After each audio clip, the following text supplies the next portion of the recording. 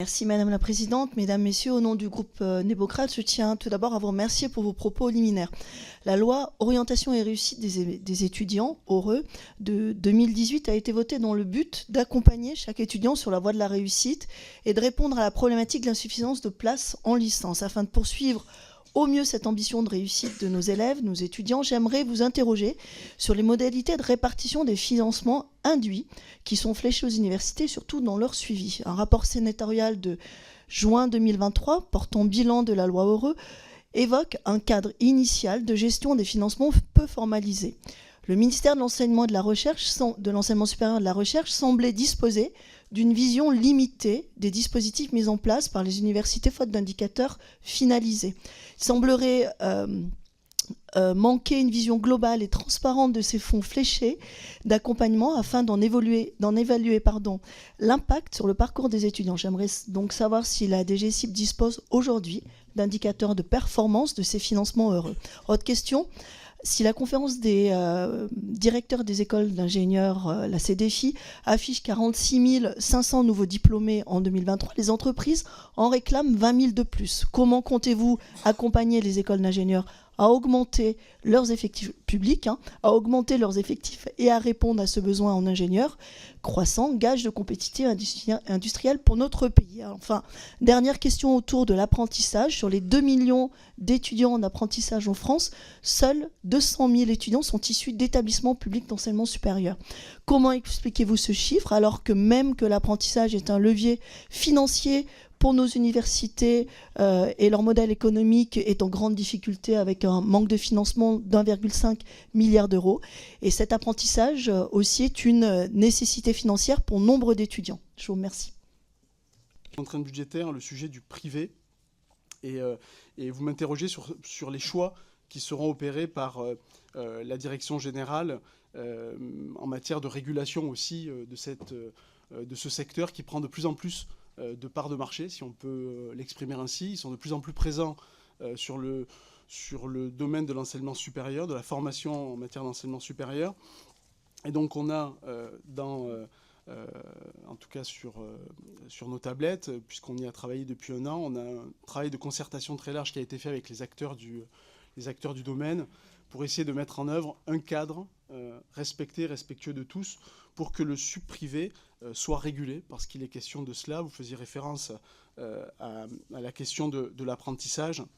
On ne peut pas dire que tous les établissements d'enseignement supérieur privé sont de mauvaise qualité, comme certains le prétendent.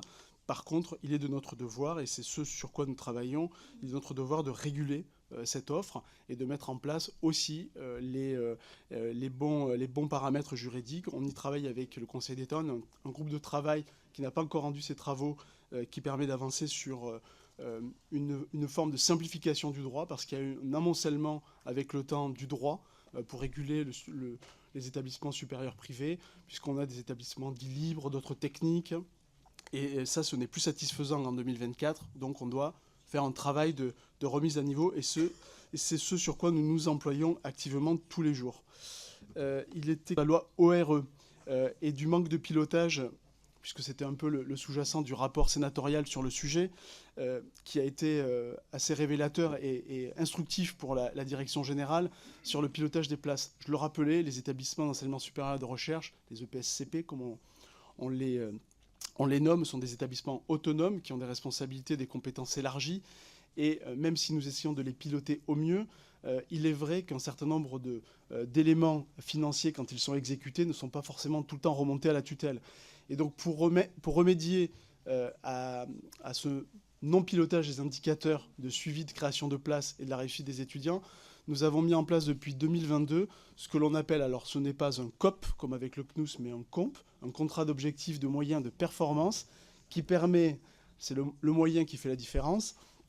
Donc ce COMP permet de piloter et de suivre au plus près les indicateurs de création de places des établissements, mais aussi de suivi de la réussite étudiante, puisque le dialogue de gestion qui s'instaure avec les établissements par mes services est un dialogue qui s'articule autour de ceci, autour de la réussite, de l'optimisation de la réussite étudiante, bien entendu, de l'accompagnement par l'établissement et bien entendu, parce que c'est aussi une finalité pour certaines formations, de l'insertion professionnelle, notamment lorsqu'il s'agit de BUT, de bachelor technologique ou de licence professionnelle. Donc on a mis en place depuis ce rapport des contrats d'objectifs de moyenne performance. On en est à la 3e vague de signature en 2025. Donc tous les établissements d'enseignement supérieur, c'est quand même...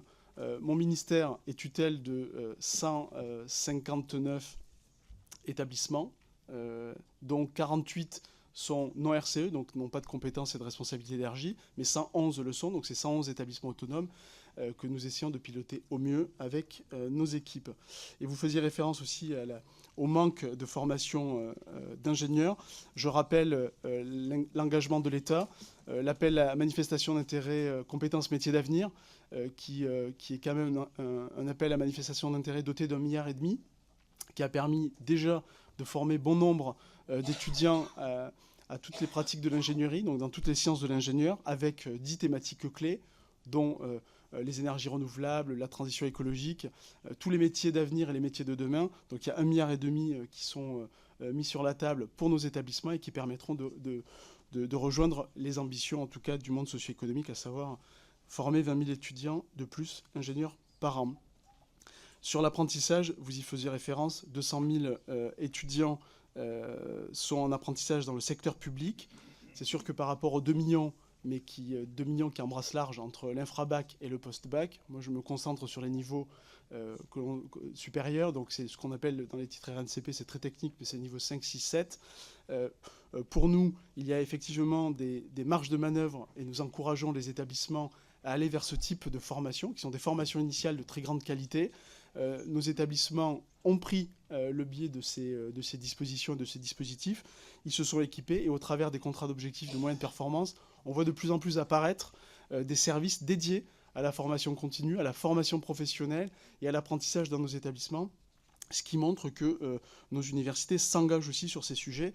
Et quand je parlais de régulation avec le sub-privé tout à l'heure, qui représente plus de 700 000 étudiants, au bas mot, une fois que nos établissements du sub-public se seront investis sur ces sujets, je pense que la régulation sera aussi plus mécanique.